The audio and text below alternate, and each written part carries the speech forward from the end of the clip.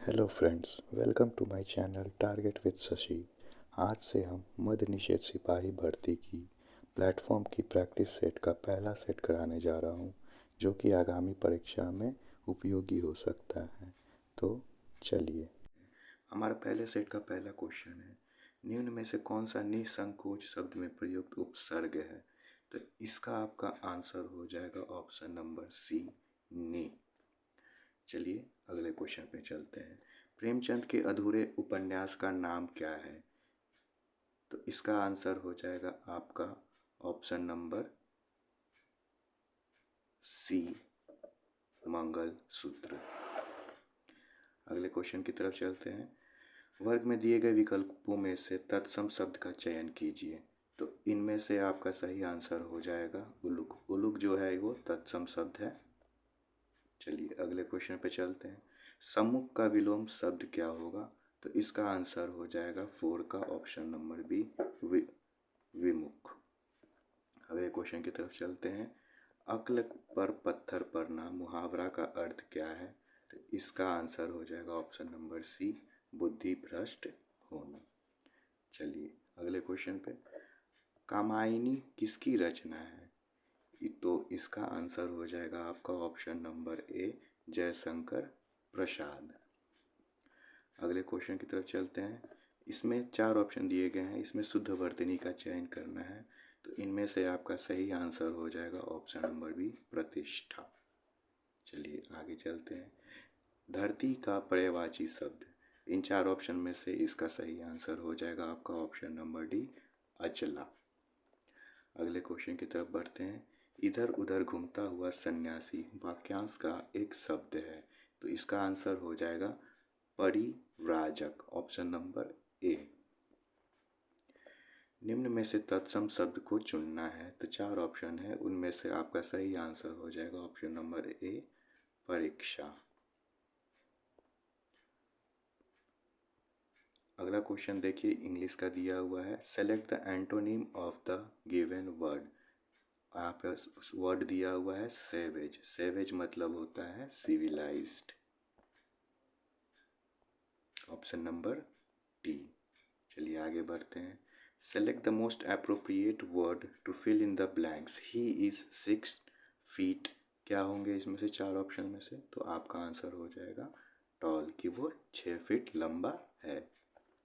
Select the correctly spelled word. In 4 option में से bureaucracy का आपका सही स्पेलिंग जो है वो हो जाएगा आपका ऑप्शन नंबर बी। आगे बढ़ते हैं 14 नंबर क्वेश्चन में। Select the option that means the same as the given idioms.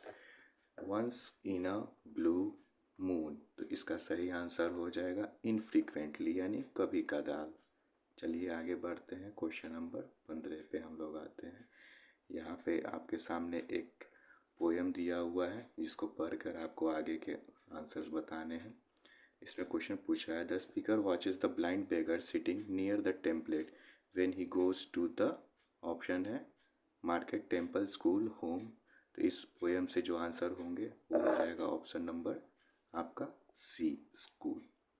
चलिए आगे बढ़ते हैं। आगे वाले क्वेश्चंस में आपका मैथ्स दिया हुआ है, इसको आप लोग सॉल्व करेंगे। इसका मैं आंसर आप लोगों को बता देता हूँ। इसका ऑप्शन हो जाएगा option number D, 4680। Next question भी आपका जो है वो मैथ से रिलेटेड है, ये भी आप बनाइएगा, त्रिभुज से रिलेटेड है। इसका ऑप्शन नंबर हो जाएगा ऑप्शन सी। 18 नंबर पे चलते हैं, यहाँ भी मैथ्स है। इसका आंसर हो जाएगा आपका ऑप्शन नंबर सी।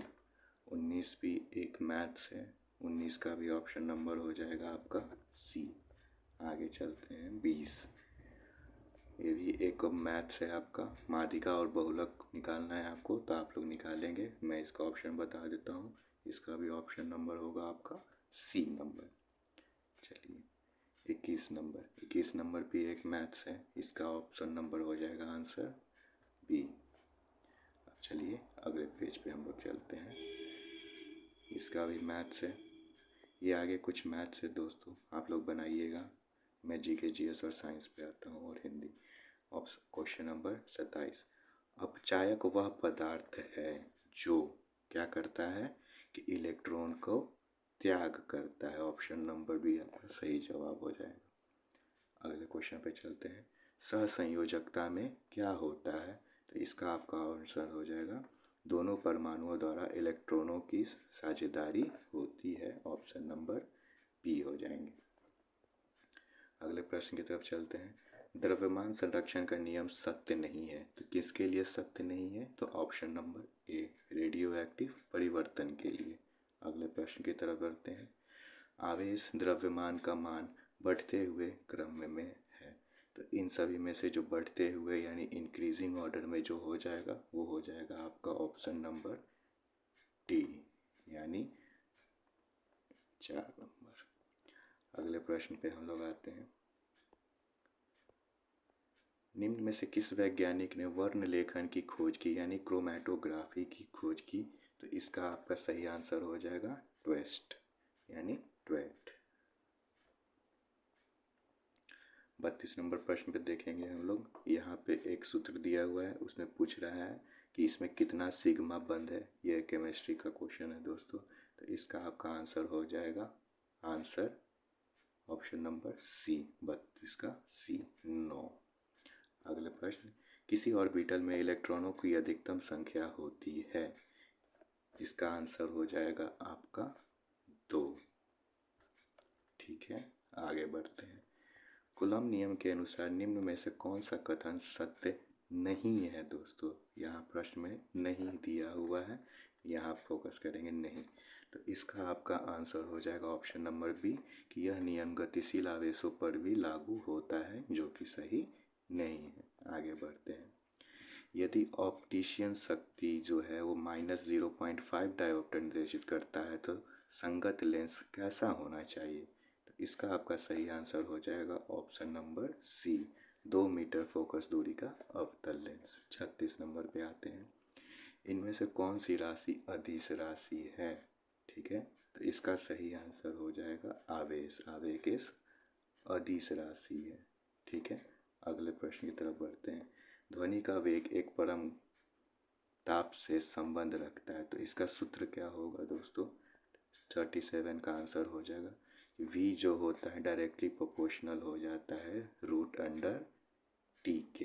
ठीक है, चलिए आगे बढ़ते हैं। 38 नंबर पे हम लोग।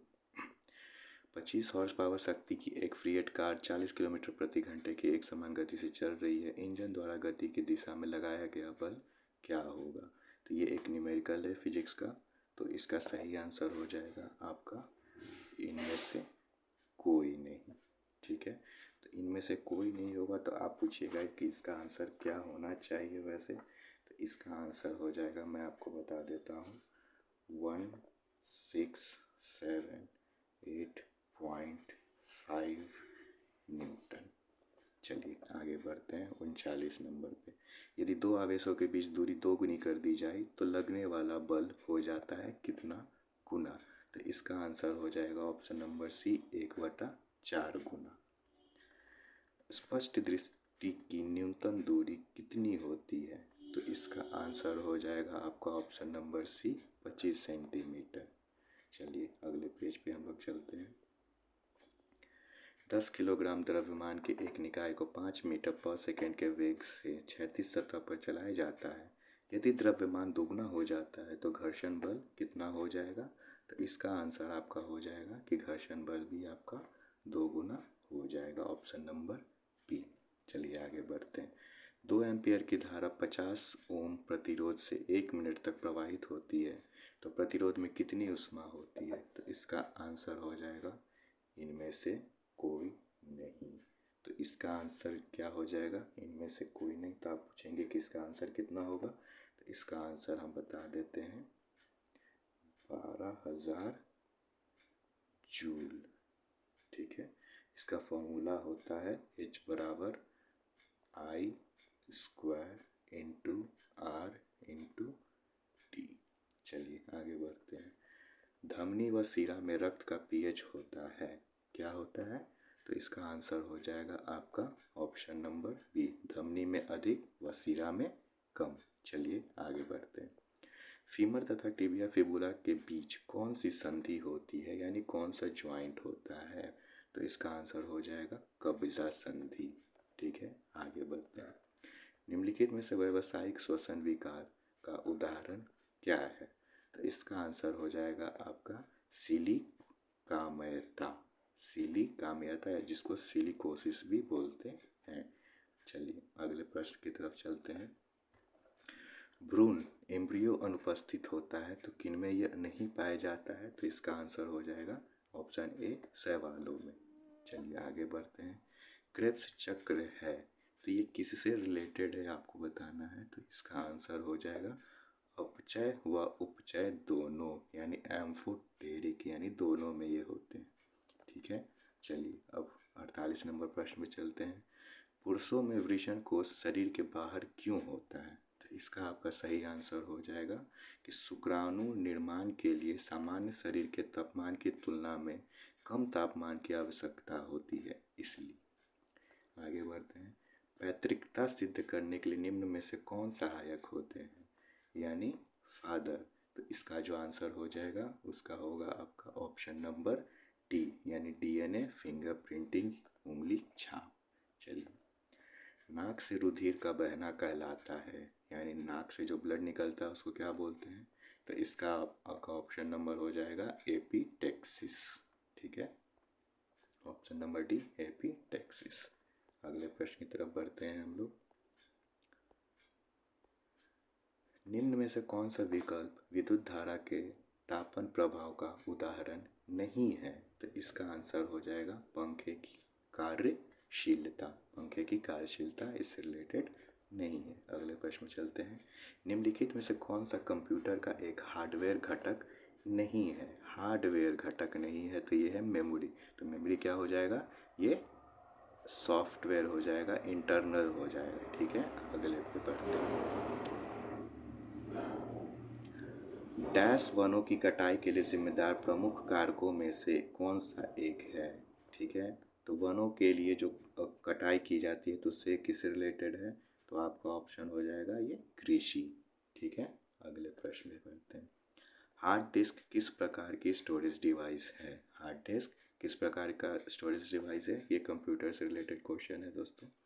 तो इसका ऑप्शन हो जाएगा आपका द्वितीयक स्टोरेज, यानी सेकेंडरी मेमोरी। आगे बढ़ते हैं।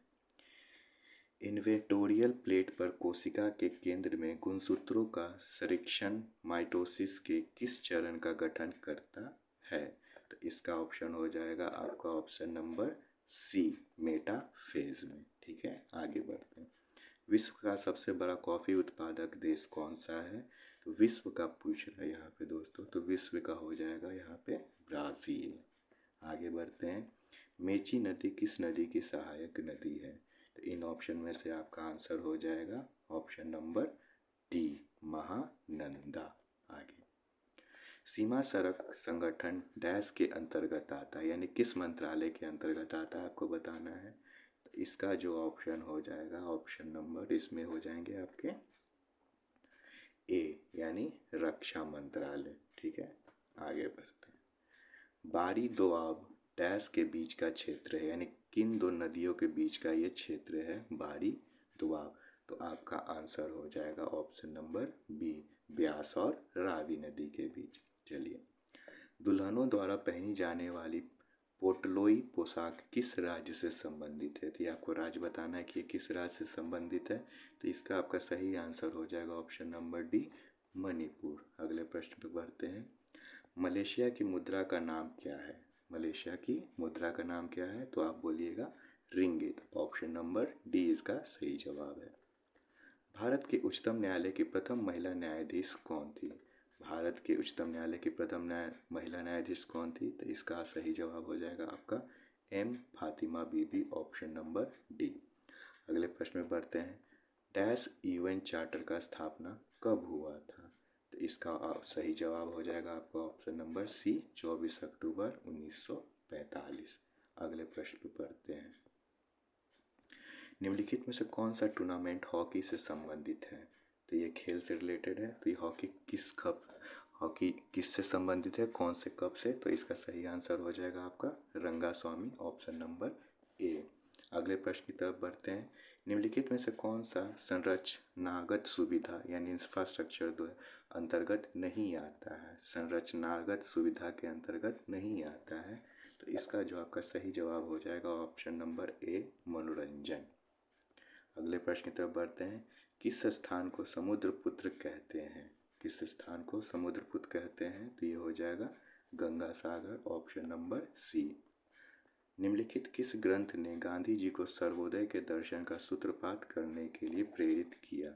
इसका सही आंसर हो जाएगा आपका option number C, unto this last. Okay, अगले प्रश्न में बढ़ते हैं। गौतम बुद्ध ने अपना अंतिम उपदेश कहाँ दिया था? इसका सही आंसर हो जाएगा आपका ऑप्शन नंबर सी, कुशीनगर में अंतिम उपदेश। अगले प्रश्न की तरफ। अमर कवि विद्यापति ने अपने सुललित काव्य की रचना किस शासक की छत्र छाया में की? तो इसका सही आंसर हो जाएगा आपका Shiv Singh, option number B. अगले प्रश्न की तरफ बढ़ते हैं। विश्व प्रसिद्ध मयूर सिंहासन मुगलों के किस भवन में रखा गया था? तो इसका सही जवाब हो जाएगा दिल्ली के लाल किले के दीवाने आम भवन में। अगले प्रश्न की तरफ बढ़ते हैं। जैन धर्म श्वेतांबर तथा दिगंबर संप्रदायों में कब विभाजित हुआ, यानी किस शासक के समय? तो इसका सही आंसर हो जाएगा चंद्रगुप्त मौर्य के समय में। अगले प्रश्न पे चलते हैं। दिल्ली सल्तनत का शासक जो दिल्ली से अपनी राजधानी एक ऐसे शहर में ले गया जिसे बाद में आगरा नाम से जाना गया, तो इसका सही आंसर हो जाएगा option number B, Sikandar Lodi. अगले प्रश्न में चलते हैं। होम रूल लीग की स्थापना कब हुई? इसका सही आंसर हो जाएगा आपका ऑप्शन नंबर बी, प्रथम विश्व युद्ध के समय, जो कि 1914 से 1918 के बीच में हुआ, इस बीच में।